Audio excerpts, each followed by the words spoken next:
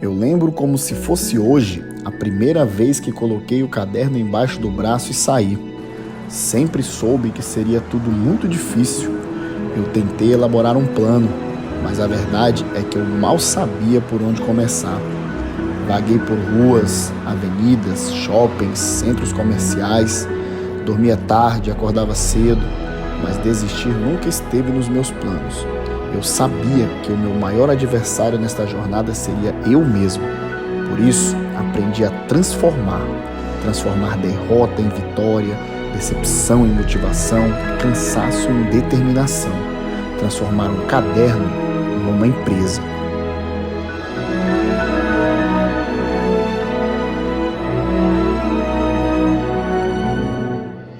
Olá pessoal, tudo bem? Eis que estamos começando aqui a realização de um grande sonho. Estamos hoje gravando o primeiro episódio do podcast O Caderno que Virou Empresa. E tomado de grande emoção, posso falar para vocês que o coração já fica apertado quando a gente escuta aquela musiquinha da vinheta, né? Aquela musiquinha lá do A Procura da Felicidade. E o nosso propósito nesse podcast vai ser estar trazendo para vocês histórias de grande inspiração. História de pessoas, de grandes empreendedores, de pessoas que fizeram a diferença, foram persistentes e conseguiram alcançar o seu sonho. E para que a gente vai estar trazendo isso aqui, pessoal? Para inspirar cada vez mais pessoas a não desistirem e correrem atrás dos seus objetivos. Então, o nosso grande objetivo aqui também no nosso podcast não vai ser falar do momento atual de ninguém. Eu vou fazer aqui uma volta ao passado, uma volta às origens, porque para nós, no Caderno que Virou Empresa, o interessante vai ser saber como foi o início da história de cada um desses empreendedores que vão dividir essa mesa aqui comigo nos próximos programas. E hoje, pessoal, para fazer a abertura do podcast, no primeiro programa, tinha que ser algo especial. Tinha que ser o nosso entrevistado uma pessoa de grande relevância. Primeiramente para mim, porque o podcast é inspirado na minha história, na história desse caderninho aqui, que eu colocava aqui, ó, debaixo do meu braço e saía todo dia de casa para ir tentar ganhar o pão de cada dia, né, para mim, para minha família.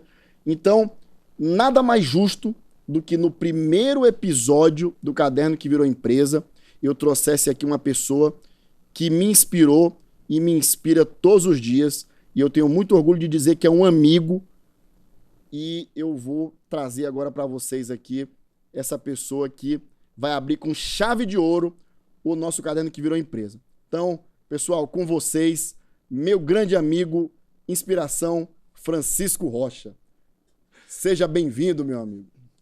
Maico, muitíssimo obrigado pelo convite. Realmente, assim, dizer que é uma honra para mim também estar aqui abrindo essa série de programas, esse podcast nosso aqui. E na hora que eu estava subindo a escada, estava pensando, né? O Mike falou, você tem que contar uma história aqui. E eu me lembro muito da estreia do filme Dois Filhos de Francisco.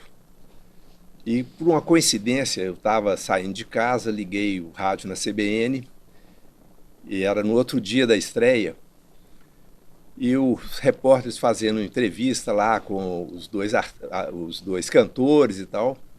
Mas o que me chamou mais atenção foi quando o repórter perguntou para o pai dele: e aí, seu Francisco, o senhor acha que o filme retratou bem a história?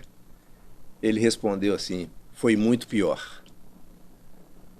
E realmente, assim, eu assisti esse filme, é um filme que eu muitas vezes cito, né, quando a gente vê aí carreiras de sucesso de duplas sertanejas, de jogadores de futebol, e por que não dos empresários, tá certo? Porque as trajetórias, elas são mais ou menos semelhantes.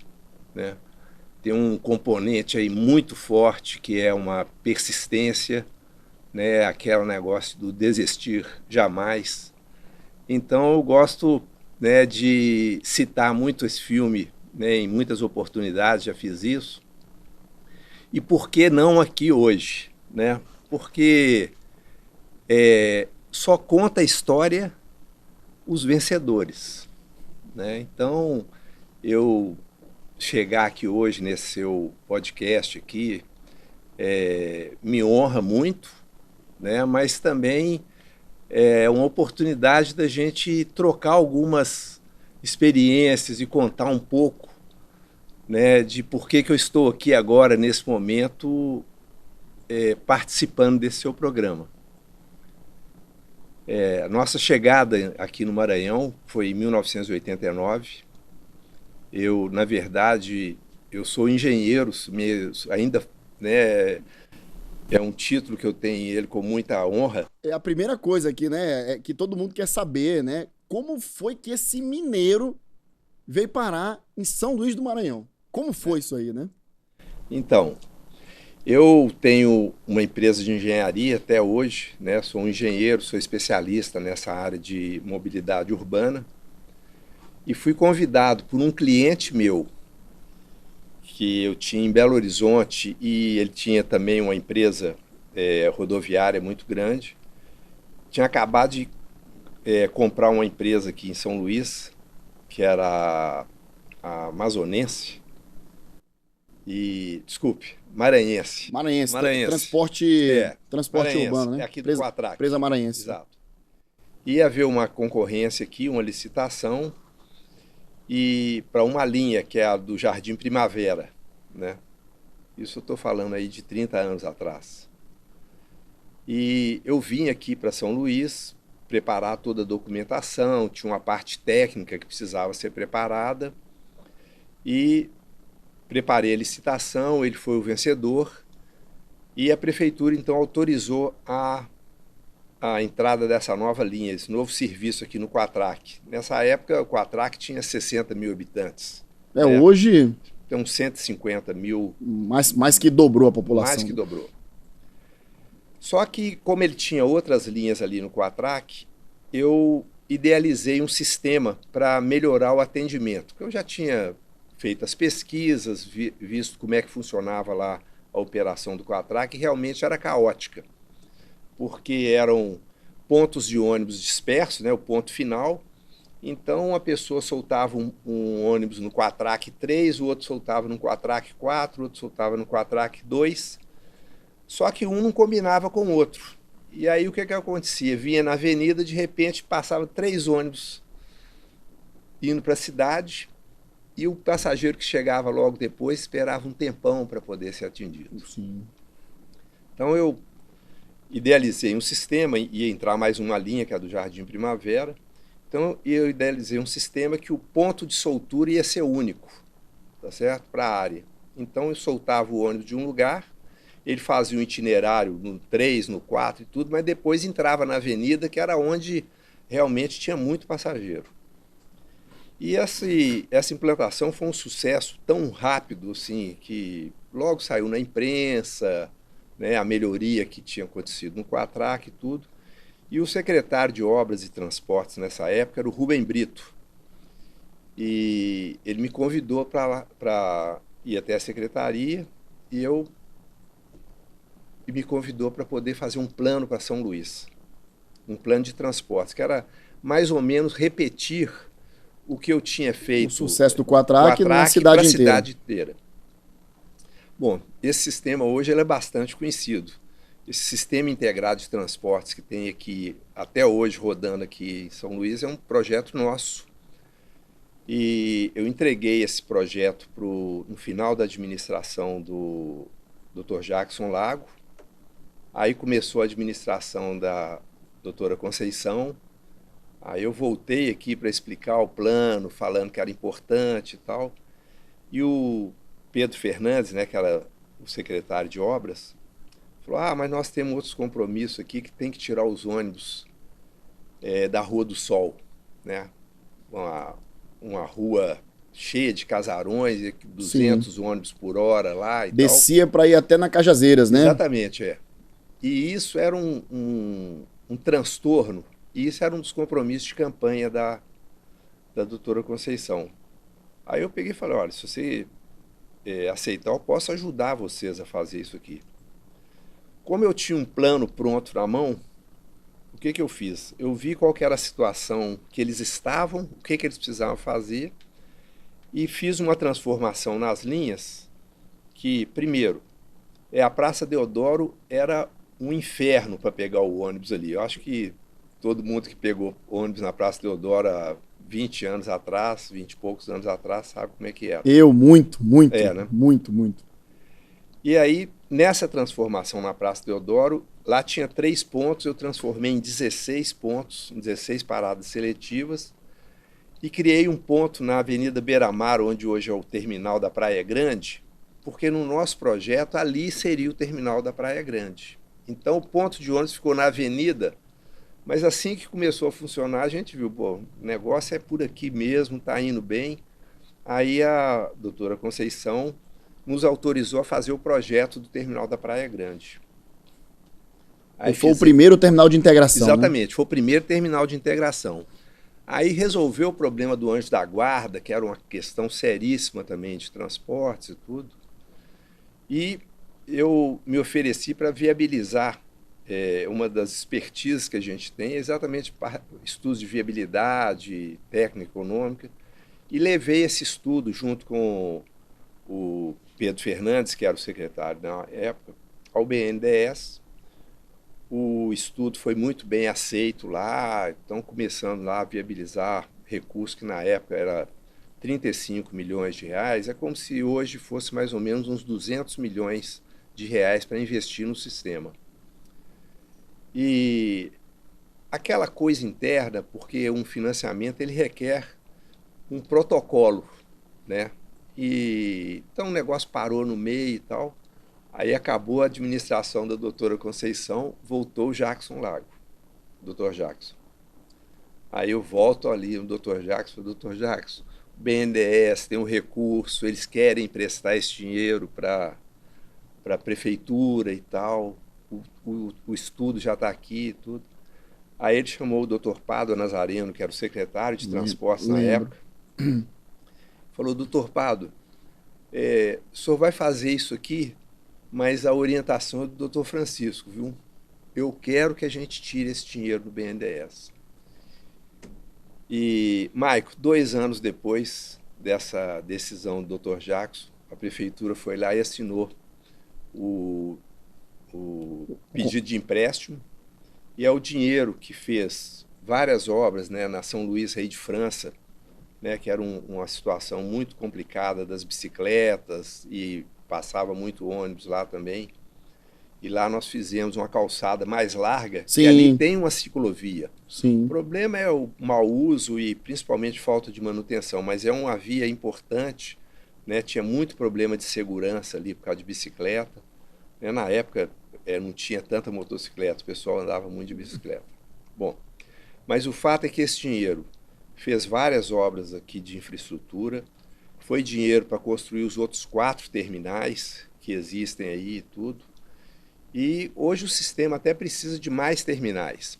Mas o mais importante é o seguinte, que a gente conseguiu implantar uma estrutura operacional que ela permanece até hoje. Ou seja, nenhuma intervenção foi feita no sistema de transporte tão importante igual essa que a gente teve como contribuir para implantar, e realmente isso ajudou muito a estruturação da mobilidade aqui em São Luís. Aí isso era o quê, né? 1992. Até 92. 92. Aí em 92 veio um herói mineiro para salvar a nossa mobilidade urbana, né? Então eu me lembro muito bem desse período, era um período que ali usei muito transporte público, ali na Deodoro, né? Toda a minha vida escolar ali, estudei no centro, né? Sempre... minhas primeiras experiências profissionais todas foram ali pelo centro também, então sempre utilizei e senti na pele essas melhorias. E eu quero dizer para você hoje, com anos de atraso, Muito obrigado, viu? Muito obrigado. Obrigado. Aí, então, agora, a gente já sabe como foi que o mineiro veio chegar em São Luís. E aí, só que a gente tem agora uma outra dúvida que vai gerar em todo mundo que está assistindo. Pô, mas peraí. Trânsito, mobilidade urbana, para refrigerante, como é que, onde é que, em que momento é que esses caminhos se cruzam, né?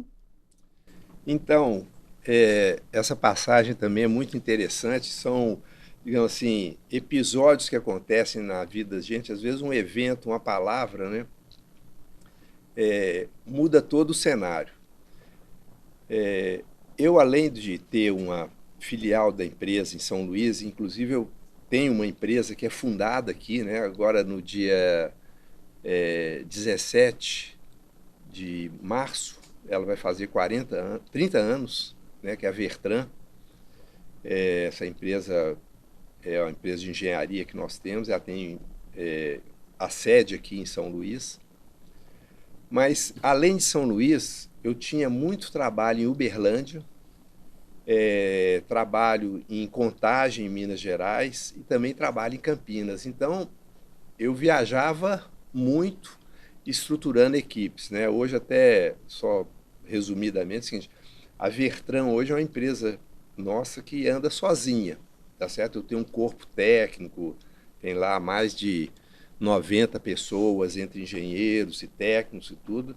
Então, hoje, realmente, lá eu sou o CEO e vou só em reuniões e decisões assim comerciais e de contatos e tudo. E aí, o que aconteceu com a minha vida? Em torno de 95, 96, como engenheiro, eu já era uma pessoa bem realizada.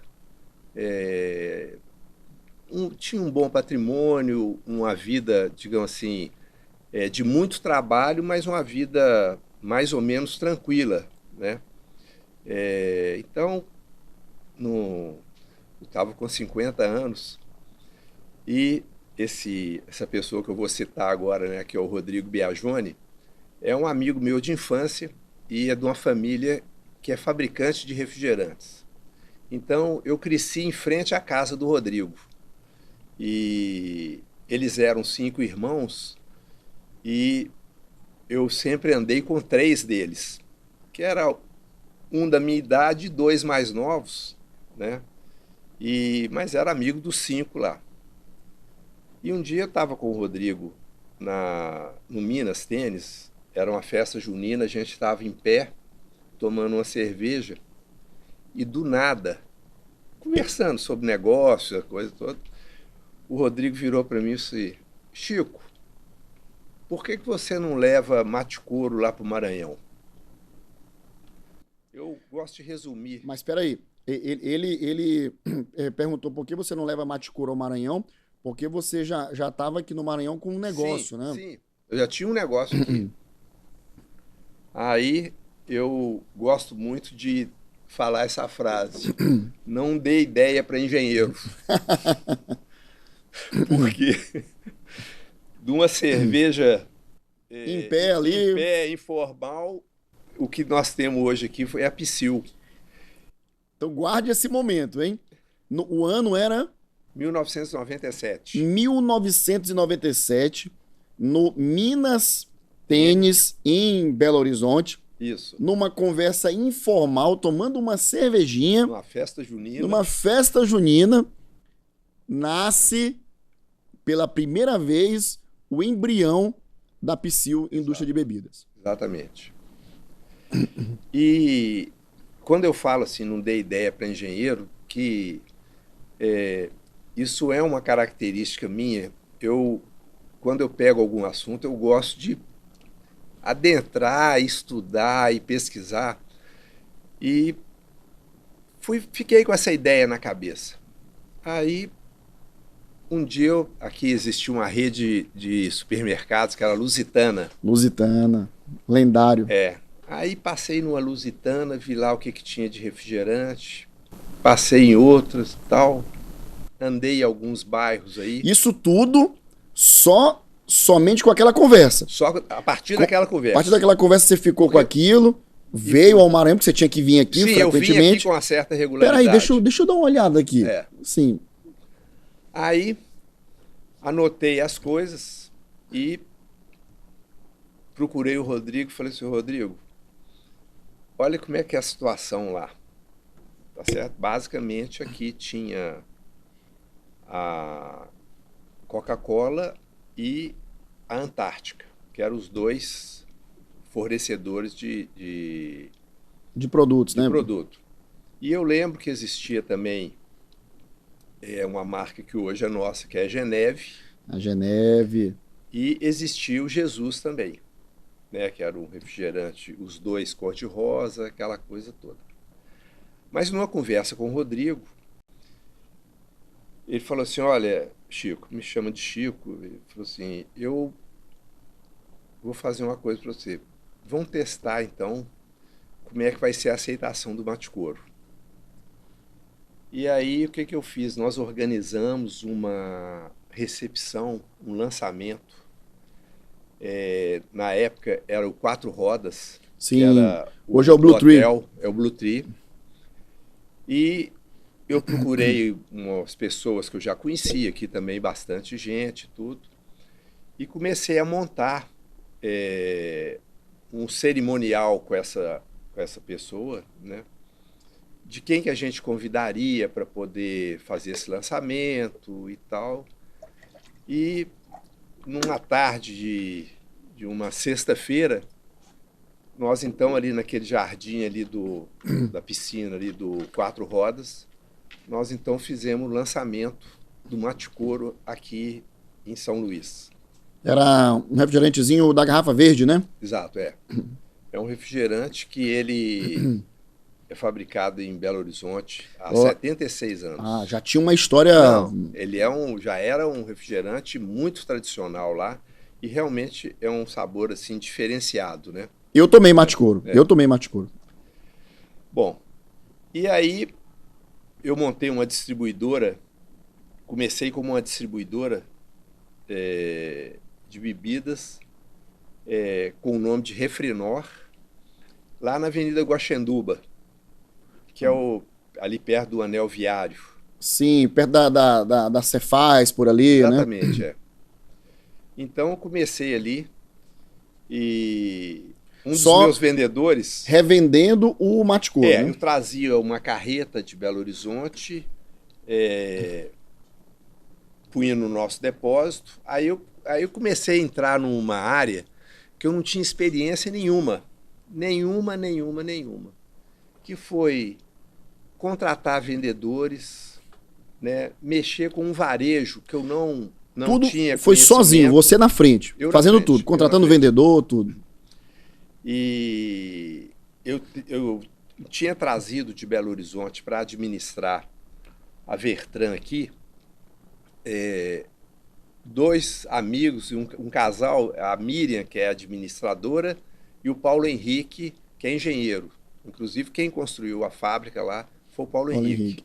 Né? Eles hoje moram em Portugal e tudo, mas também fizeram a vida deles aqui. Né? E então, eles administravam, né, a empresa de engenharia e me apoiavam lá na questão... Refrinor. Exatamente, E o que ocorreu?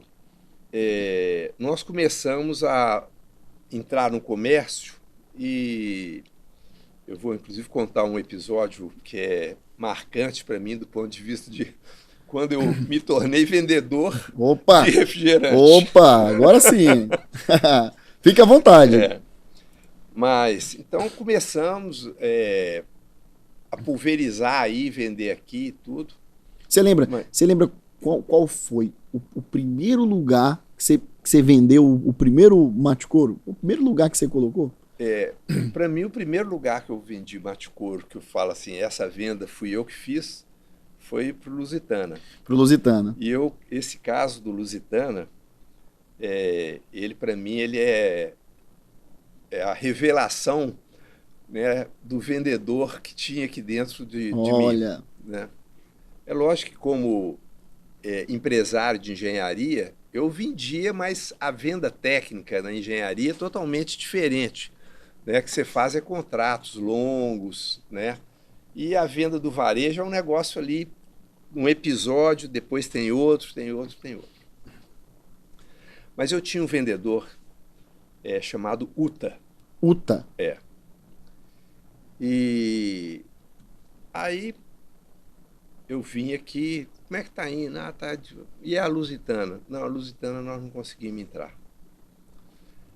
Aí eu vim aqui, eu falei, não, eu vou até a Lusitana. Ele falou, olha, se o senhor não for lá e se a gente não entrar na Lusitana, podemos desistir, que era uma rede de supermercados, se não vender na Lusitana, não vende em lugar nenhum. Sim.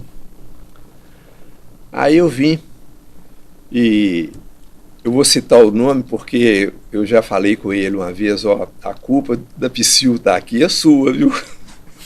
Ele chama Juscelino, era o comprador do Lusitana.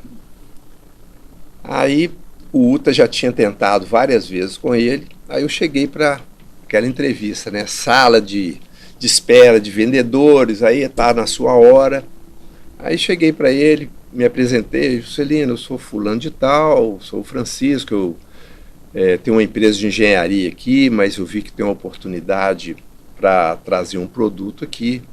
Eu sei que o Uta já esteve aqui com você e tudo.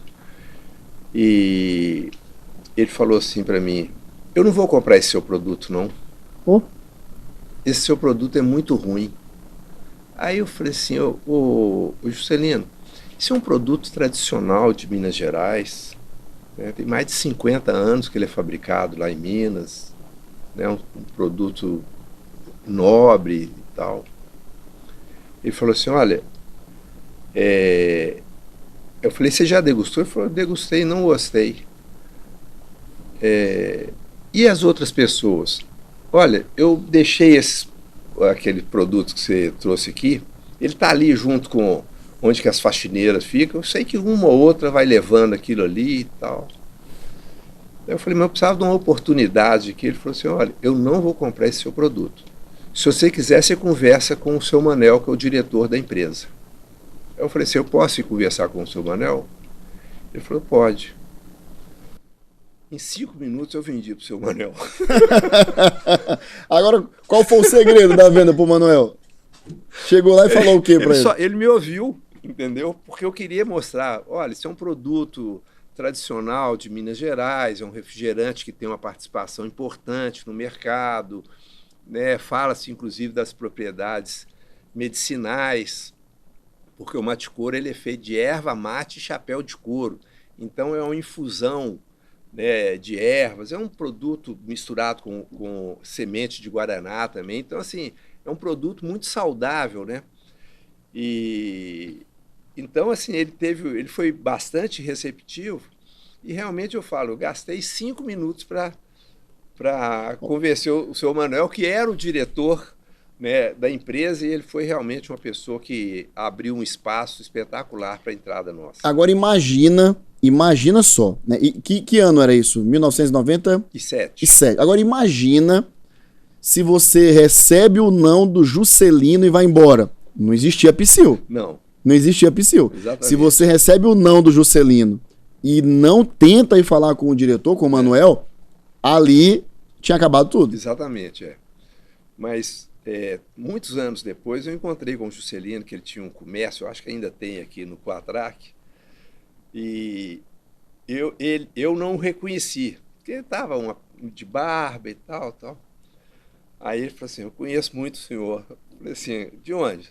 Assim, eu sou o Juscelino da Lusitana. Eu falei, Juscelino, você que é culpado. Você é um dos criadores da piscina. Muito bom. Muito bom. Mas aí o que a gente fez foi entrar no supermercado, fazia degustação, e aí o produto foi crescendo, e aí a gente já estava trazendo 4 carretas por mês de Belo Horizonte. Já era um volume, assim, quase 10 mil caixas.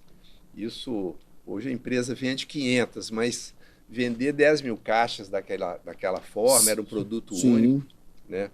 Inclusive está lá na Psyu até hoje um dos nossos primeiros vendedores, que é o Ademir. Ele hoje mexe lá na Ah, parte de inteligência de mercado e tudo.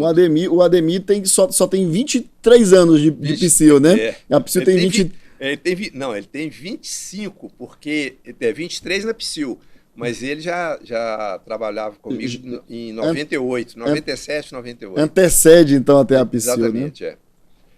E aí, o Rodrigo sempre foi digamos assim, eu falo que ele é meu conselheiro, né? E é até hoje, né? A gente sempre está conversando sobre negócio e tudo, e eles têm uma experiência muito grande, têm uma empresa muito sólida e tudo.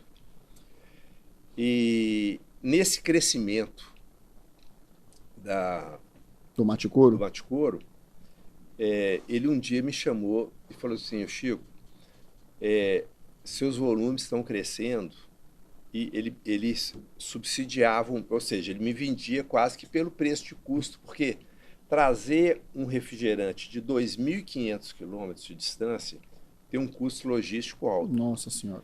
Ele falou assim: "Olha, você vai ter que dar uma pensada nisso que você vai fazer.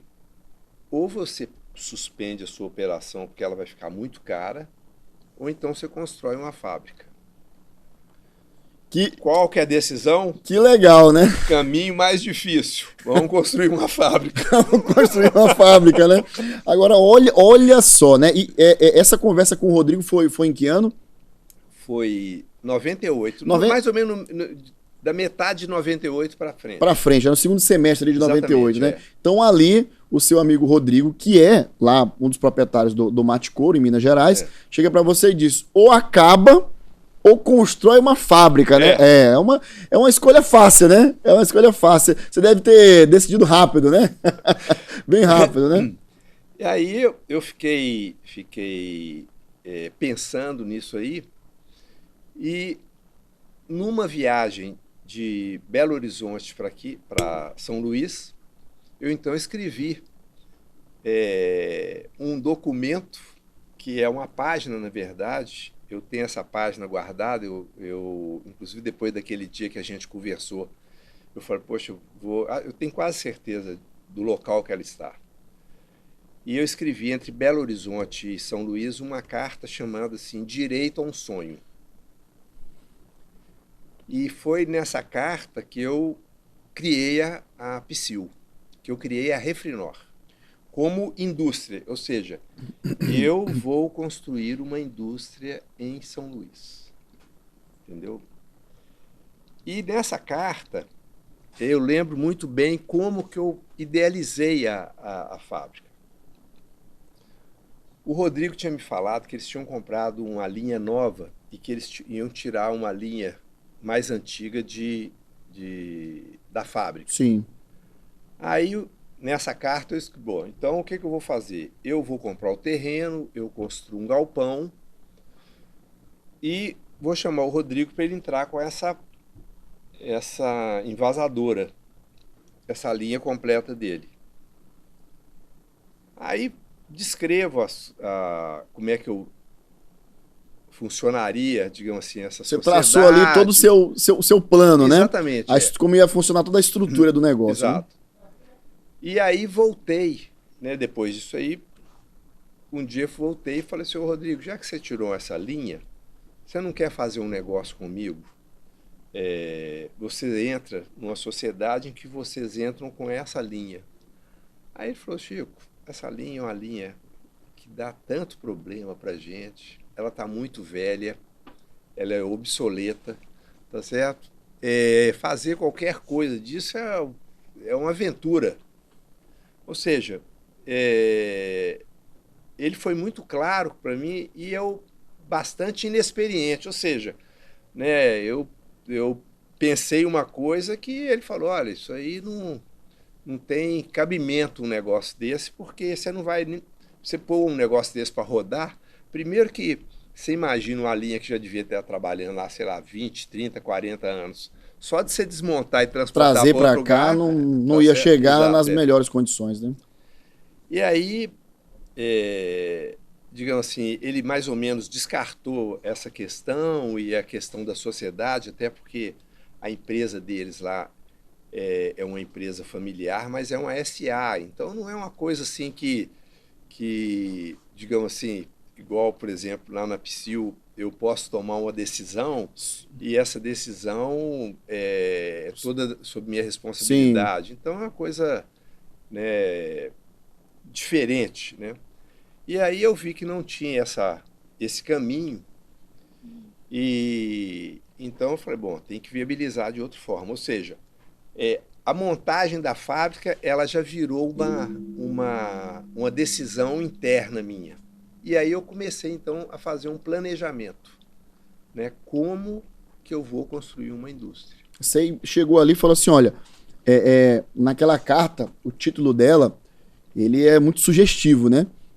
Aí você tinha aquele dilema, eu vou acabar com essa minha distribuidora ou vou montar uma fábrica? Aí você pega e me escreve uma carta assim, não, eu tenho direito ao sonho. Eu tenho direito de sonhar. Exatamente. Essa que foi a grande mensagem aí, exatamente, né? Eu tenho direito de sonhar. E aí, Michael, eu já tinha te falado assim, esse meu estilo de ser, né? Aí eu comecei a procurar informações e tal.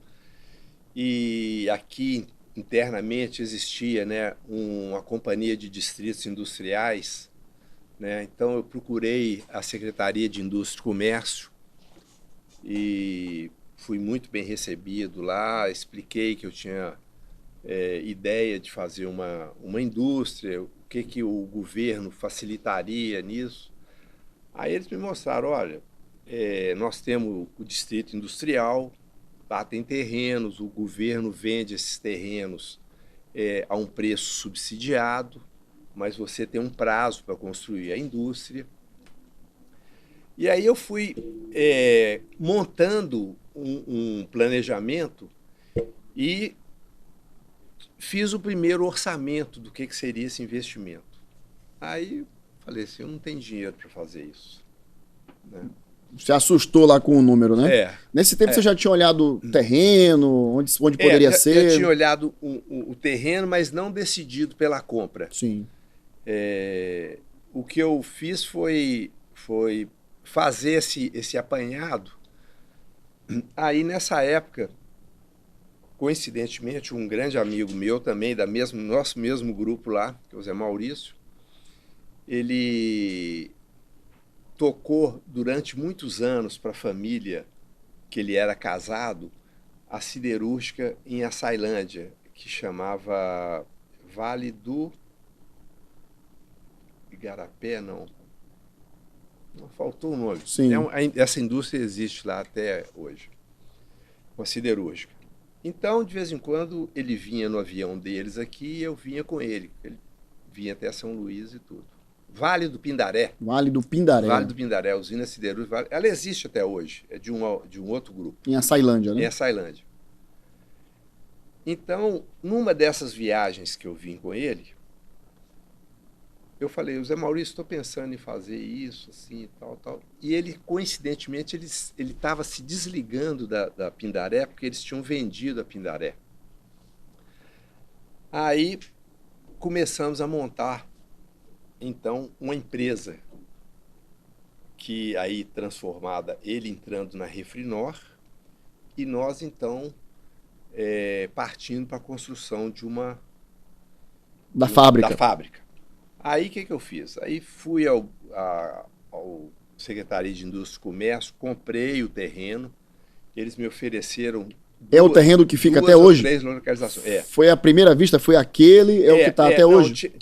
Tinha 2 ou 3 localizações, mas eu lembro que eu passei umas férias aqui com a minha família e eu tenho essa foto, inclusive.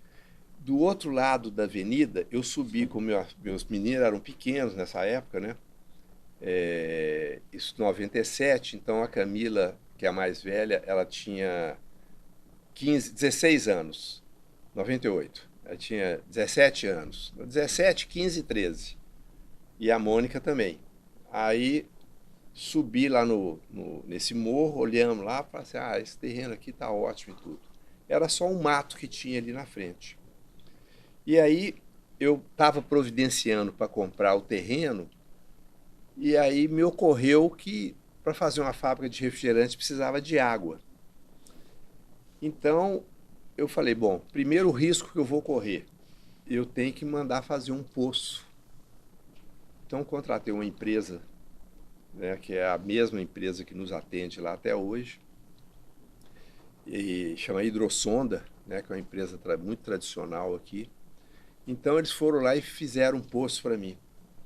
E o poço deu uma vazão espetacular, 35 metros cúbicos por hora. Isso é um volume, 35 mil litros de água por hora, é uma vazão muito grande. E aí a análise da água deu uma água espetacular. E aí tinha a Ambev, né, lá na frente, ainda era a Brahma ainda, né? Sim. Que eles falavam que a cerveja também do Maranhão era cerveja muito boa por causa da água. Então eu falei, bom, eu estou mais ou menos no mesmo lençol, né? Pelo menos na mesma direção, na mesma estrada, né? Naquela época não tinham tantos parques industriais ali, Não, né? não, Como já se tem hoje, né? não tinha não. Aquela parte ali da, da, Era da bem, BR ali já era era, menos ocupada, exato, né? era bem vazio lá. E aí, como eu não tinha os recursos todos para fazer o empreendimento, o Zé Maurício entrou comigo e nós fizemos estudo de viabilidade e tal, e aí fomos ao Banco do Nordeste pegar uma parte dos recursos. E aí acontece um episódio que, novamente, aquele ponto de inflexão, decisão dificílima. Eu te falo que uma das mais difíceis que eu já tomei na minha vida. Os contratos de financiamento estavam prontos. E, por uma questão lá familiar, o Zé Maurício me chama e fala assim, Chico, eu tenho um outro negócio de água ali em Caxambu. Você tem 3 filhos, eu tenho 3 filhos. Eu era sócio dele lá também. Eu estou construindo a fábrica lá e eu ia construir a fábrica aqui.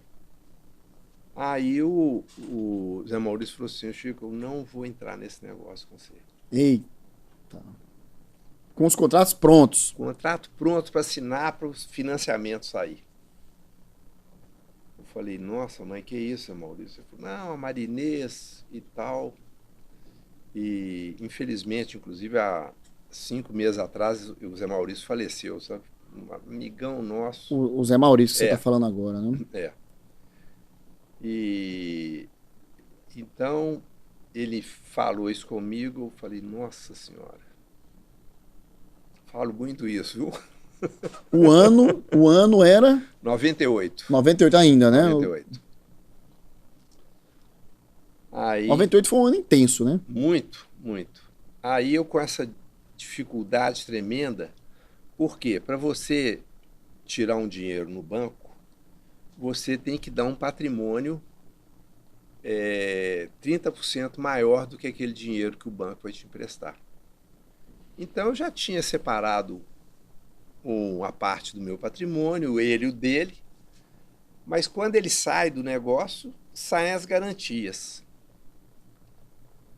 Aí eu decidi prosseguir Sozinho. sozinho. E aí quando eu falo da decisão difícil, foi exatamente nesse momento que eu já tinha pego uma parte do meu patrimônio para poder garantir o empréstimo no banco. Aí eu tive que ir lá e pegar o restante, praticamente o restante. E aí minha mulher pulou para trás. Falou, Chico, você não pode fazer isso. Muito solidária, mas mulher, né? Muito mais cautelosa e tal. E eu com aquela força total para poder fazer o empreendimento. E aí tem que assinar o contrato, né? E eu precisava que ela assinasse. E difícil, viu? Não foi com briga nem nada, não, mas ela chorou. assinou e falou, você sabe o que você está fazendo, né? Eu falei, sei. E aí por isso que tem a Psyll. Porque esse momento foi difícil. E ela, dentro das ponderações que uma mulher tem, a mulher tem um senso de planejamento, uma coisa assim, diferente da nossa, né? Eu sempre tive essa coisa empreendedora, assim, com muita confiança, e tenho muita confiança nas coisas que eu faço e tudo. Eu, de vez em quando, faço assim, eu sou um empresário até bastante cauteloso, porque se você fala assim, o negócio seu já quebrou, não, já passei por dificuldades enormes, já tive que dar a volta na montanha. Mas a crença e a certeza de que do outro lado da montanha tinha uma saída é que nos levaram e me levou até aqui, tá certo? Então, assim, eu fui lá ponderando as coisas e tudo, graças a Deus construímos a fábrica toda, tá certo?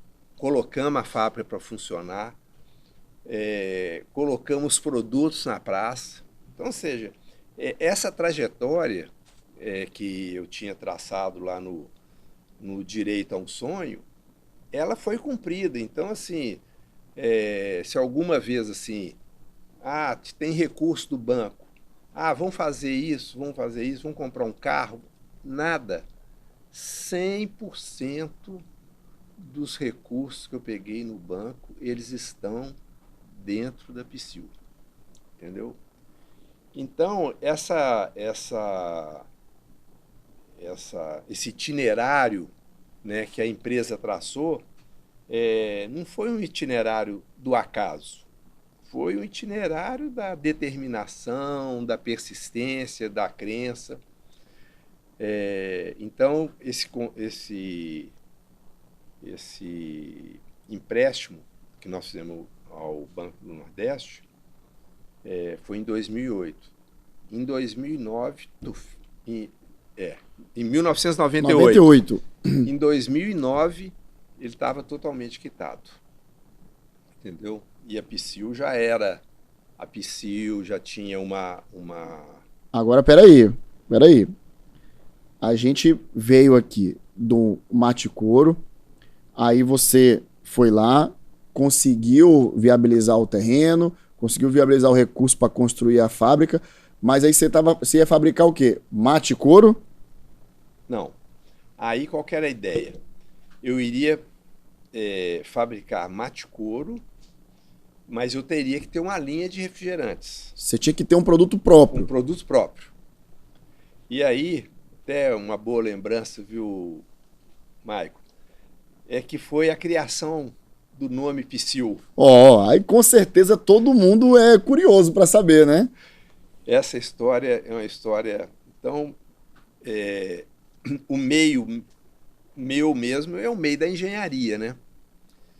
Então, a gente sabia que tinha que ser um nome sonoro, um nome que falasse, né, despertasse a curiosidade e tal. E aí a gente tentando, o nome tem que ter no máximo 5 letras, tem que ser um nome sonoro e tal. E a gente fazia aquelas listas intermináveis de nome, submetia lá no INPI, né, por causa para saber se podia registrar, se podia né? registrar o nome e tal. Esse não dá, é de fulano, de Beltrano, cada um das empresas, né, já donas do nome e tudo.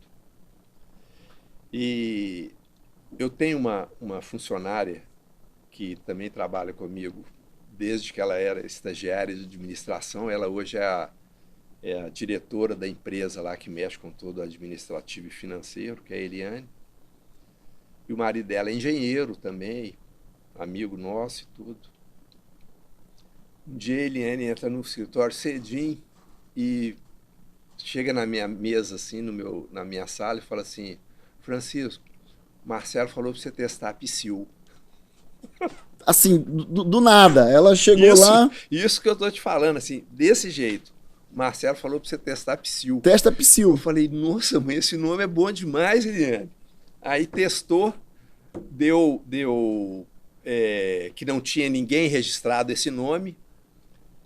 Aí partimos para os registros, né? E aí já começamos a pensar, Psyll. Então, peraí, o ano era... Aí já foi início de 99. Início de 99, a Eliane, repete aí, a Eliane, ela trabalhava com o quê com você? É minha administradora. Sua administradora, né? É. Ela entra lá na fábrica já. Não. No meu escritório em Belo Horizonte. Ah, lá em Belo Horizonte. Trabalhava comigo em Belo Horizonte. A fábrica não estava construída ainda, não, né? A fábrica, essa época, já estava em construção. Estava em construção. Chega lá em Belo Horizonte, entra na sua sala e diz, testa o nome lá do refrigerante lá, testa Psyll. O Marcelo, que é o marido dela, né? Assim, o Marcelo falou para você testar a Psyll. Eu falei, nossa. Não teve publicitário, nada. Foi a Eliane com o Marcelo. Testa aí, né? Isso foi realmente assim... Início de 99. Início de 99. A primeira vez que se ouviu o Psyll. Para ser refrigerante. E aí, nesse meio tempo, né? Então, a fábrica começou a ser construída. Aí começa a questão de desenvolver os sabores. Outra vez a Maticor me dá um apoio muito grande, porque tinha uma pessoa lá com uma grande experiência, ele tinha trabalhado, ele já devia ter uns 80 anos nessa época, e me falhou o nome dele aqui agora, mas uma pessoa muito bacana. Ele tinha trabalhado muitos anos na Antártica também, e então ele fez a primeira formulação dos sabores, né? Cola, guaraná, laranja, uva. E nós já tínhamos aí, e ainda tinha um Maticoro, que eles iam mandar o concentrado para a gente fazer o trabalho aqui e tudo. E aí nós começamos, então, a pensar nessa questão de como é que seriam esses produtos e tudo. Então aqui eu vou citar o nome de uma outra pessoa, que ele chama Axel, que eu falo assim, tem horas que a pessoa fala uma frase para você e você fala assim, pô, é isso aqui. Eu tinha ido num encontro de fornecedores de aromas em São Paulo, patrocinado por uma empresa chamada Doller. E o Axel era o superintendente da Doller. Aí eu, no intervalo lá, eu falei, sou engenheiro, nunca vi refrigerante. Um engenheiro construindo uma fábrica. Um engenheiro metido a fazer refrigerante. Me ajuda, por favor. Estou começando uma fábrica lá no Maranhão e tal. E ele virou para mim e falou assim, se você quiser fazer um refrigerante bom, não economiza nos insumos. Porque o que vai vender esse refrigerante é o que tiver dentro dele. Não é a garrafa e tal. E essa frase, né, digamos assim, esse conselho, ele falou o seguinte, ou você tem qualidade ou você vai ser de segunda. Eu falei, não, fazer coisa eu só faço se for para ser o melhor. E aí foi então que a gente conseguiu, né, ao longo dos anos aí, né, construir a marca, tá certo? E ter essa receptividade que a gente tem para o nosso produto é fruto de uma, diga assim, como se fosse uma advertência, né? Cuida do insumo que você vai pôr dentro da garrafa. Então, esse controle de qualidade para nós sempre foi um ponto de muito rigor, tá certo? E nós mesmo nas maiores dificuldades que a gente passou, uma coisa que a gente nunca abriu mão foi exatamente da qualidade. Francisco, uma pergunta que não pode faltar de jeito nenhum, né? Em algum momento, pensou assim em desistir? Vou largar esse negócio aqui de mão. Você diz assim, você tinha uma outra profissão na qual ela já te trazia ali uma estabilidade profissional, né? Você já tinha lá seus 50 anos, né? E aí você a partir daí vai se meter para para criar uma fábrica, né? Passar por tudo isso aí que você passou, que você acabou de falar pra gente. Em algum momento, se olhou e falou assim, cara, eu vou largar isso aqui de mão, não vou pegar esse problema aqui pra mim a essa altura do campeonato, não. Pois é, Maico, eu comecei a Psyu no ano que eu fiz 50 anos. Então, eu já ponderei isso para mim em outras situações, né? Eu, com 50 anos, não era um cara rico, mas eu era uma pessoa que, digamos assim, eu não tenho nenhuma pretensão, né, de ter um avião, de ter um apartamento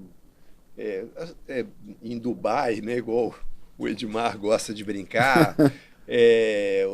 Eu não tenho, essas coisas não fazem parte do meu perfil. Sim. Então, eu com 50 anos, eu tinha uma vida boa, uma educação muito boa para os meus filhos, né? Todos fizeram intercâmbio, digamos assim, uma vida de classe média bem estruturada. Ok. Tá certo? Então, a vida estava seguindo, eu não tinha, digamos assim, nenhum desejo, digamos assim, fora daquele padrão que eu já tinha conseguido. Pois é, mas é justamente nesse ponto que muita gente se pergunta assim, o sonho de muita gente no Brasil é alcançar o que você alcançou aí, com os 50 anos. Esse padrão de vida, filhos criados, bem educados, né? Família bem estabelecida, né?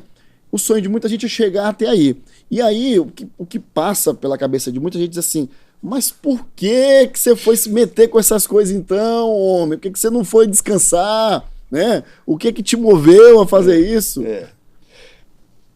O Michael, eu te ouvi uma frase tão engraçada, que é o seguinte, o sonho de todo pobre é ficar rico, e o sonho de todo rico é não morrer. Faz sentido, né? Faz sentido. Então, o meu espírito é um espírito muito empreendedor. Muitas vezes minha mulher já me cobrou, por que você não faz? Por que a gente não vai viajar, vai ficar um mês? Não sei o quê. Eu falo, seu Mônica, minha possibilidade de sair para viajar e ficar um mês viajando é zero. Eu não tenho esse espírito. O trabalho, para mim, Michael, é uma necessidade fisiológica. Que maravilha, hein? Guarda essa frase aí, pessoal. Ó, Francisco Rocha, presidente da Psyu. O trabalho, para mim, é uma necessidade fisiológica. Que maravilha. Grava essa frase aí, hein? Por quê? Nós passamos a vida inteira trabalhando. Trabalho desde o tempo de estudante, e que você vai, mesmo o seu trabalho como estudante é um trabalho, né? Então, depois você começa a sua vida profissional. Como que na hora que você está virando uma pessoa com experiência de vida, com maturidade, você fala assim, eu agora parei. Michael, eu hoje, com 76 anos, eu estou talvez na melhor fase da minha vida do ponto de vista de oferecer para a sociedade coisas boas. Porque eu tenho uma experiência que eu não posso agora sentar na frente de uma televisão, tá certo? Ou colocar um chinelo e ficar vagando aí sem pensar. O que eu fiz a vida inteira? Lendo, fazendo cursos, trabalhando, conversando, e que agora eu vou guardar isso só para mim e não vou dividir isso com ninguém, né? Tão bom você chegar e poder conversar e trocar experiências, tá certo? Eu falo assim, se for para aprender alguma coisa para viver só mais um dia, eu vou aprender, tá certo? Momento algum você pode descartar o conhecimento. Então, esse início da Psyu, eu com 50 anos, foi muito disso. Quer dizer, se eu quisesse assim, falar assim, bom, cheguei aqui, daqui para frente o barco ele vai descendo aqui bem devagarzinho, tá tudo bom. Não é esse meu espírito, entendeu, Maicon? Pô, que Então, maravilha, é, viu? então, domingo, sábado, eu estava com o meu filho e minha nora e nós estávamos indo almoçar na casa do meu afilhado, Gabriel.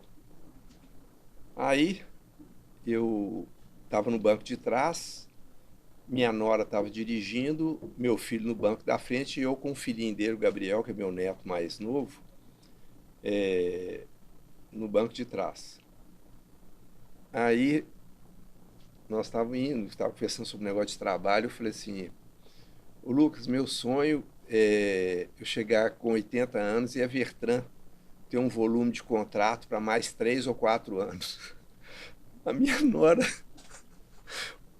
dirigindo, ela falou assim, o que é isso mesmo, Chico? O que é isso mesmo? Eu falei, não, espero quando eu chegar com 80 anos, minha firma está lá trabalhando e tal, tal. Mas, Maico, isso é uma coisa que me realiza. Eu levanto todo dia, assim, com uma grande disposição para trabalhar, para criar. É lógico que você fala assim, não tem dissabores no trabalho, tem algo. Isso tudo está previsto. A vida nossa, ela não tem constância, entendeu? A vida nossa é altos e baixos, tá certo? O pessoal até brinca, né? Porque aquele aparelhinho que fica lá no hospital, né?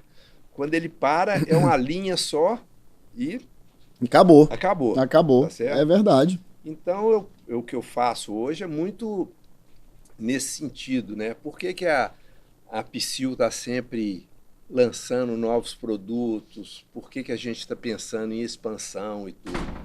Porque esse trabalho não para, não tem fim. Faltou você responder para mim. Você deu aqui fez uma curva, balançou, não respondeu, né? Isso aqui é muito importante pro caderno que virou empresa, né? Em algum momento nessa trajetória, já pensou em desistir? Parar de desistir nunca, mas dúvidas muito grandes já tiveram na minha frente, assim, mas de largar nunca, viu, Maico? Sabe assim, eu falo, né? Essa crença minha, né? Na trajetória desse sonho, e isso eu falo que eu sou uma pessoa de muita sorte, porque a vida inteira eu tive esse espírito e eu nunca tive assim uma questão assim insuperável. Já tive questões dificílimas na minha vida, muito difíceis. Mas eu não sou o único, né? Eu lembro que há muitos anos atrás eu fui a uma formatura de um sobrinho no interior de São Paulo e no hotel que eu fiquei hospedado, até um hotel muito bacana, tinha uma placa que o proprietário do hotel tinha mandado fundir, né, uma placa de bronze, escrito assim, tornar o impossível difícil e o difícil é impossível. E tinha o nome dele lá e a data. Tornar o impossível difícil. E o difícil possível. Possível, né? É. Muito bom, muito bom. Não, é bacana. Agora, quando eu li essa frase lá, eu falei assim, meu Deus, faço ideia o que esse cara deve ter passado. Para o cara escrever uma frase, mandar pôr numa placa de bronze e pôr na coluna lá do hotel dele, tem uma justificativa. Ele deve ter enfrentado uma situação, tá certo? Porque aquela coisa, sabendo que era impossível, ele foi lá e fez. Foi lá e fez. Ô, Maico, se era possível de fazer, o negócio não era impossível. Não era impossível. Tá certo? A Então, visão da situação que estava errada, né? Essa frase para mim, ela não tem sentido. Sabendo que era impossível, ele foi lá e fez. Não. Então você... Por que essa frase me chamou a atenção? Porque o cara falou assim, tornar o impossível difícil E o difícil, impossível. Tá certo? Ou seja, o trem tá sem solução, mas tem uma nesga de luz ali. Agora, nesse campo aí, a concorrência é muito pequena, né, Francisco? Nesse campo aí, no campo de tentar o impossível, de tornar o impossível possível, né? O difícil impossível, né? Nesse campo aí a concorrência é menor, né? Exato, É o que eu costumo dizer. Por que não existem milhares de Franciscos? Porque justamente é a pergunta que eu fiz para você agora há pouco, né? Muitas pessoas, em vários perrengues desses, você já falou para mim agora aqui, teriam desistido por muito menos. Exato, por muito menos. Exato, Muito menos que isso, entendeu? Então, tipo assim, eu vendo você agora há pouco, com seus olhos marejados, emocionado, falando para mim do momento em que você teve que sentar com a sua esposa, né? Com a sua companheira de vida e dizer, olha, a gente vai ter que pegar tudo que a gente construiu aqui, tudo que a gente fez e apostar nisso. Você tá comigo? Que eu não vou poder conviver sem teu apoio, né, nisso. Certo, é claro. E aí, pô, por muito menos que isso, você tem milhões de pessoas que não passariam por isso, desistiriam aí. Exato, Então, você tem essa noção do seu tamanho, como eu brinquei para você, falei lá no stories que eu gravei, divulgando a nossa entrevista hoje aqui. Você tem a noção exata de que você, com toda essa casca, que você é diferente? Maico, que eu sou diferente, eu sei, mas não que isso tenha me tirado do chão, tá certo? Eu falo muito assim, que o que nos nivela, né, é o chão que a gente pisa. Então, você tem a sua habilidade como publicitário, como empresário, eu tenho a minha habilidade como engenheiro, como empresário, mas todos nós, né, a sua equipe que está aqui, nós pisamos no mesmo chão. Então, o que nos diferencia são as atitudes que a gente toma, tá certo? Então, essa questão de essa resiliência, essa capacidade de absorver a dificuldade e ali gerar solução, tá certo? Isso é um aprendizado que foi muito importante para mim, mas eu não aprendi na vida empresarial, não. Isso é uma coisa que a vida sua, desde pequeno, vai te ensinando. É lógico que você vai... isso não é um curso, né? É uma vida, né? Que você vai todo dia ali, tá certo? Apresentando, às vezes, suas fraquezas, suas fortalezas, sua resistência, sabendo quando que você tem que recuar.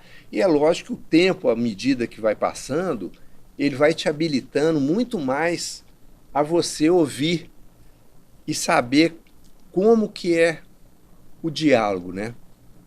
A gente só não pode, e é isso que é uma característica minha, eu não sou teimoso. Eu sou uma pessoa que eu vou para compreender a coisa até as últimas consequências, sabe? Então, eu não faço coisa de orelhada. Então, assim, eu quando falo para você que eu gosto de entrar nos assuntos, se você me falar sobre um assunto e que eu precisar de conversar com você, eu estudo sobre aquele assunto. Então, isso é uma característica minha, entendeu? Então, assim, eu aprendi isso, né? Eu até te contar aqui, né? Eu falo assim que até uns 14, 15 anos eu nem sabia o que eu fazia no mundo. Por quê? Estudava, passava de ano, jogava futebol na rua, né? E tinha os amigos ali e tal. E aí eu tomei uma bomba no primeiro ano científico. Eu estudava no melhor colégio de Belo Horizonte. Essa bomba reprovou. Fui reprovado. Nossa Senhora! Reprovaram o Francisco lá no primeiro ano. Reprovado. E seus pais ficaram... Não, eu sou de uma família, nós éramos 10 irmãos, hoje somos 9, eu sou o penúltimo, então eu era o nono. E uma característica da minha família é que todo mundo estudou e todo mundo formou e todo mundo é profissional liberal, empresário e tudo. Então, quando um toma bomba, o que vem? Ah, esse aí não vai dar nada, não. É a ovelha negra. Exatamente, é. Foi um troço marcante para mim. No ano que eu repeti o primeiro científico, eu virei uma outra pessoa. Porque aí eu acho que, falou, opa... Caiu a ficha.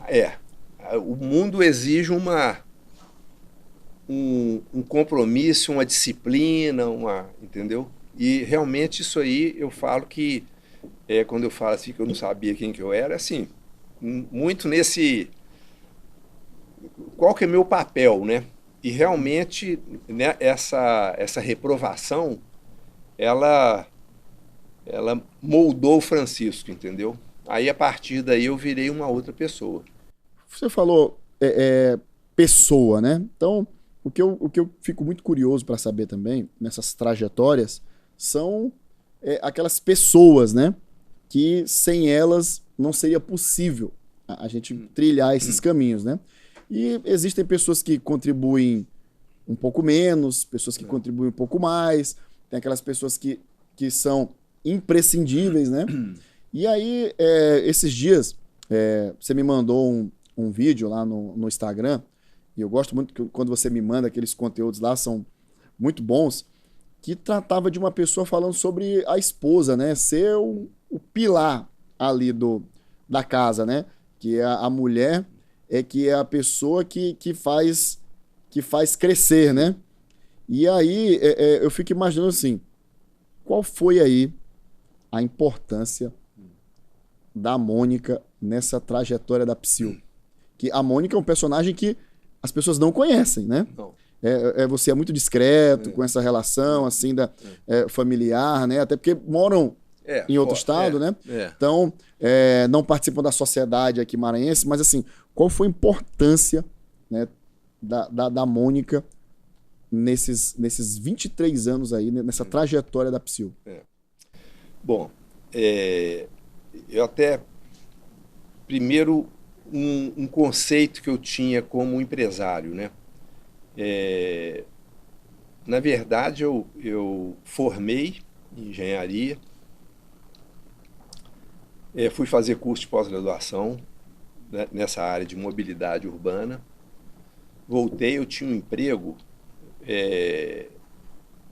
espetacular na Fundação João Pinheiro em Belo Horizonte. Comecei a trabalhar na área de planejamento de transporte, fiz uma carreira muito boa lá do ponto de vista, tanto assim, ganhava muito bem e galguei postos de trabalho assim, muito, muito rapidamente, única e exclusivamente pela minha dedicação, entendeu? Por exemplo, era uma coisa pública, mas eu trabalhava de noite, trabalhava sábado, porque eu trabalhava pelo projeto, pelo objeto que nós estávamos trabalhando. Não era porque tem que trabalhar 8 horas, não. Isso aí, também, eu vou chegar lá na... Sim, sim. Então, só que eu tenho meus irmãos, eu tinha mais 2 irmãos engenheiros e tudo, né? Uma empresa fundada pelo meu irmão, que hoje tem 92 anos, ela é hoje do meu irmão, que é o segundo acima de mim. Então a empresa também, 60 anos, sei lá, que tem dentro da família e tal. E outros irmãos que têm bioquímico, que têm laboratório, e aí vai.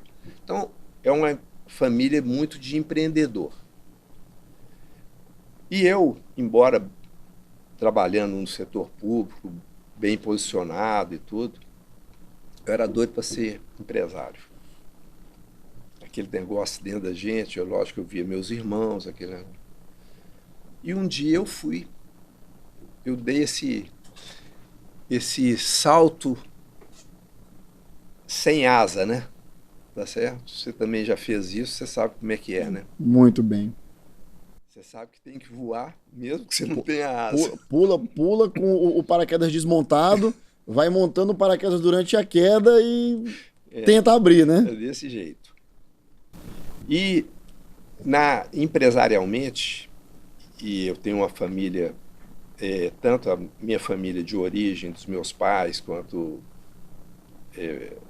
a minha família que eu criei com a Mônica, uma família muito bem estruturada.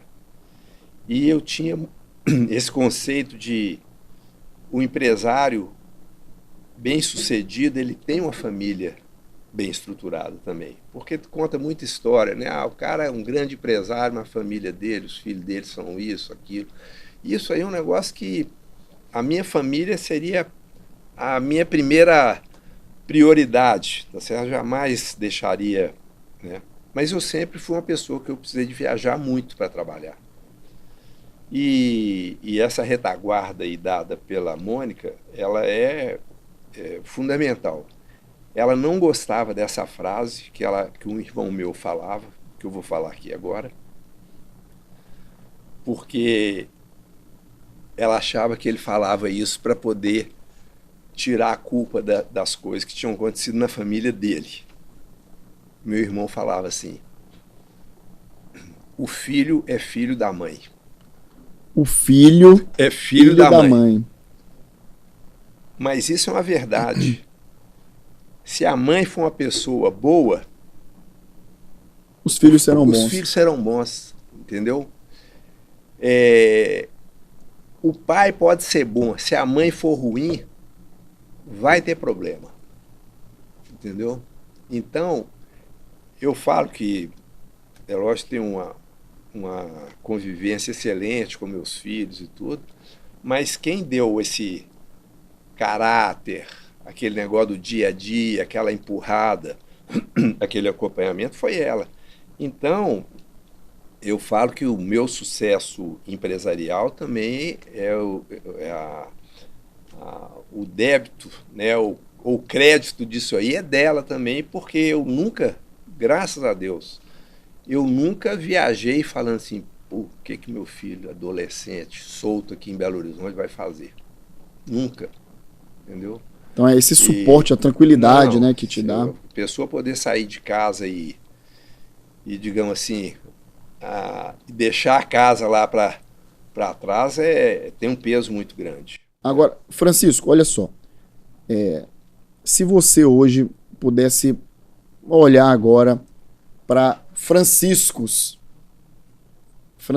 de 30 anos atrás, de 35 anos atrás, né? Que nesse momento podem estar aí com a cabeça cheia de sonhos, com a cabeça cheia de dúvidas, né? E aí se você pudesse ter um conselho, né? Eu quero dar um conselho para essas pessoas, né? O que você diria para eles? Bom, primeiro, ter um sonho. Segundo, acreditar no sonho. E terceiro, fazer. E o quarto é que o que nos põe de pé é a nossa disciplina e a nossa persistência.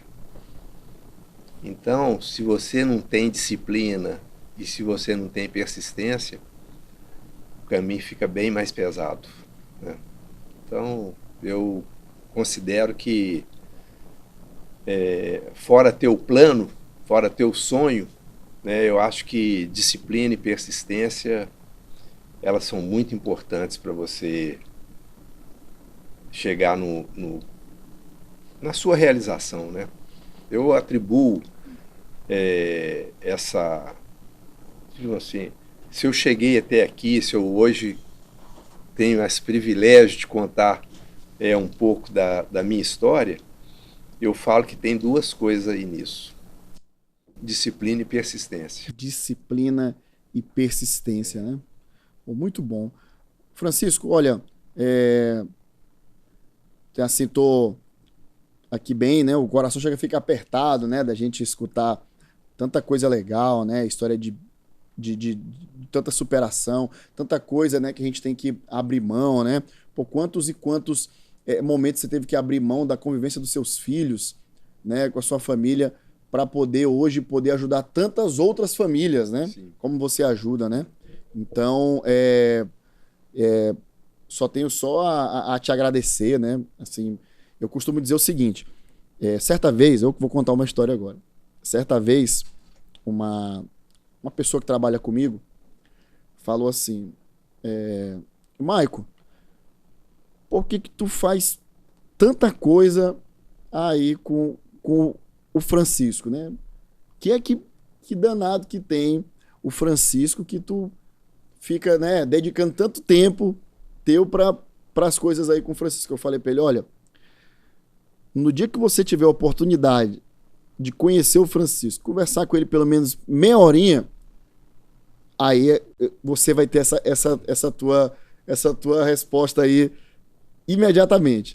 No dia que você tiver a oportunidade de conhecer o Francisco, você vai entender por que é isso. Então, uma pessoa como você, que teve essa trajetória sensacional como você teve, né? Construiu o que você construiu e consegue manter, acima de tudo, uma humildade gigantesca, uma atenção para com todos. É uma coisa assim sensacional e isso não é comum. A gente vive e por aí a gente conhece muita gente que deixa se perder muita coisa pelo caminho, né? Esquece de onde veio, esquece perrengues que passou, momentos que teve que dobrar o joelho, colocar no chão, né? E você não deixou perder nada disso pelo caminho. Então, tipo assim, para mim é uma satisfação e um privilégio poder conviver com você, né? Poder estar sempre trocando ideia com você, conversando com você o tempo todo, né? Então, eu aqui posso dizer que sou um admirador seu, assim, de carteirinha, e não poderia ter outra pessoa para vir fazer a abertura do nosso podcast do Caderno que Virou Empresa, tinha que ser o Francisco Rocha. E aí eu queria que você deixasse a sua mensagem, né, para as pessoas que vão acompanhar o nosso podcast Caderno que Virou Empresa, né? O que você deixaria de mensagem para essas pessoas aí, aquela mensagem do coração do Francisco, essas pessoas que hoje estão precisando, às vezes, assistir um minutinho de uma mensagem dessa para poder tomar uma decisão e mudar a sua vida? Tá.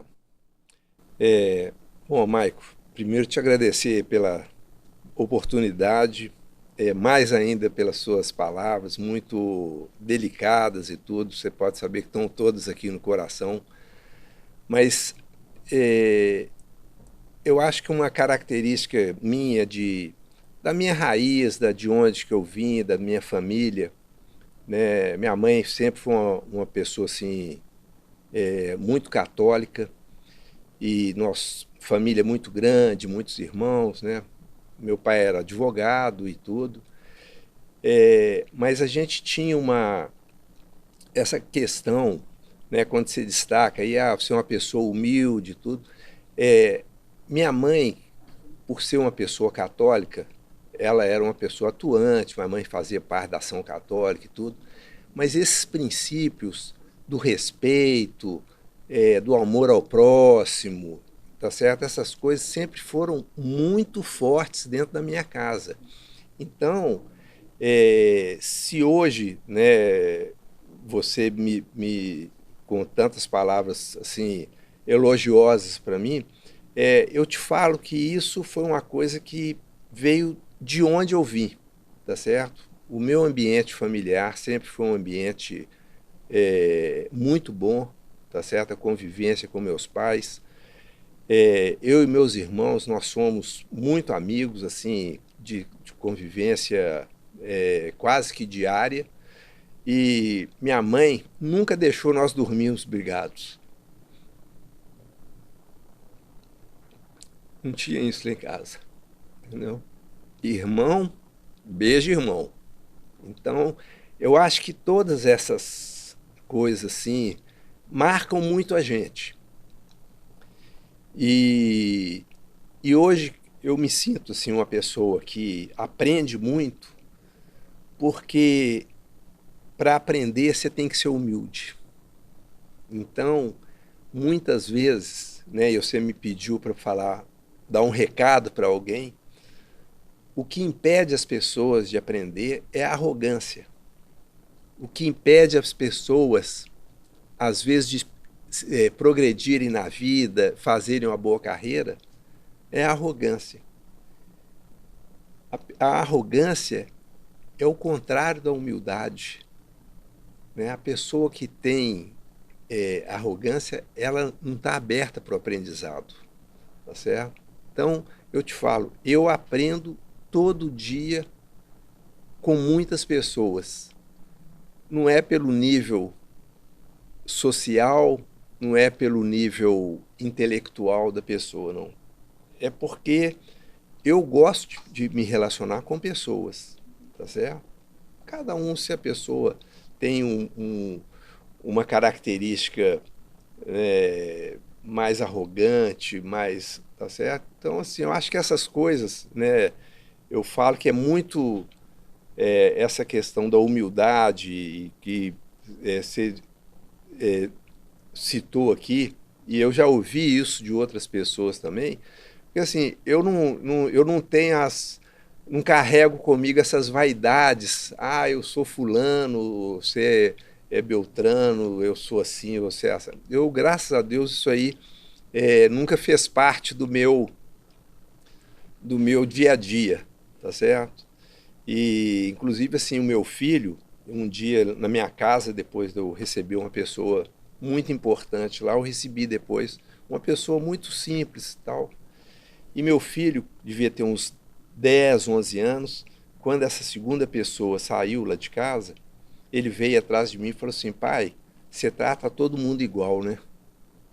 Olha que maravilha, que exemplo. Então, isso aí, quando ele falou isso comigo, veio um choque, assim, né? Eu falei, puta, dei um exemplo aqui agora, não ensaiado.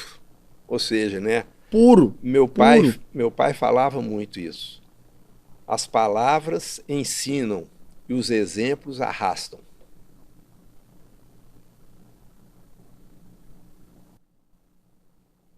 Muito bom, muito bom. Né?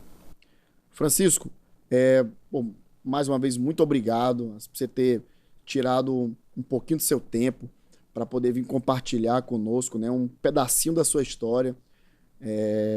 Tenho certeza que muita gente vai poder acompanhar esse nosso podcast, essa gravação, e vai se inspirar muito, né, com você, com sua garra, com sua determinação, com sua humildade, né, a pessoa que você é.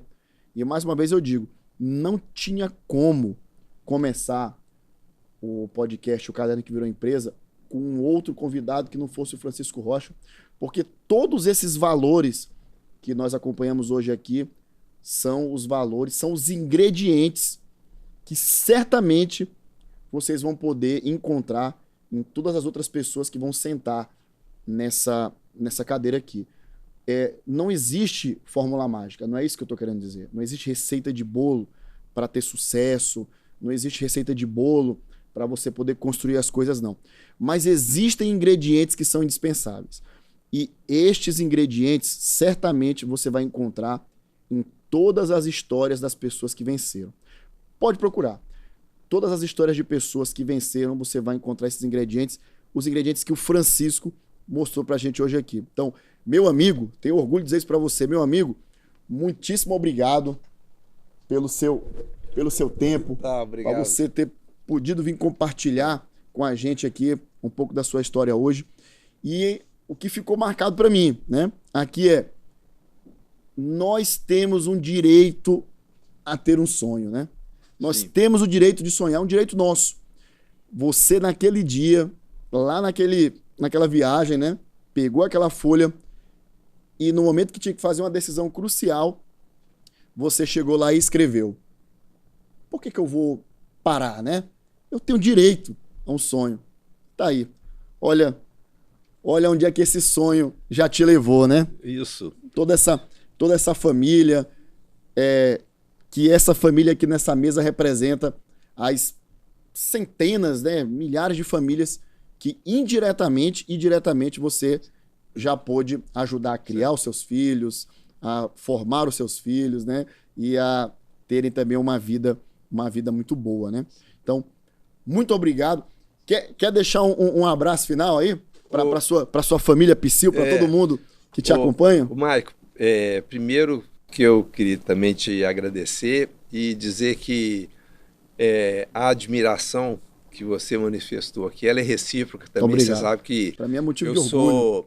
Eu sou fã seu e falo muito do seu trabalho aí em todas as oportunidades que eu tenho, acho espetacular as suas iniciativas, né? Essa Vendeira e Coisa de Cinema, eu já te falei que eu acho que você vai ser uma estrela nacional nisso aí. Não, realmente, assim, é uma coisa muito bacana. Dizer, assim, né, que quando eu vejo, né, igual vocês... Família reunida. Puseram a família Psyu reunida aqui, parte da família, né? Parte da família. Parte da família.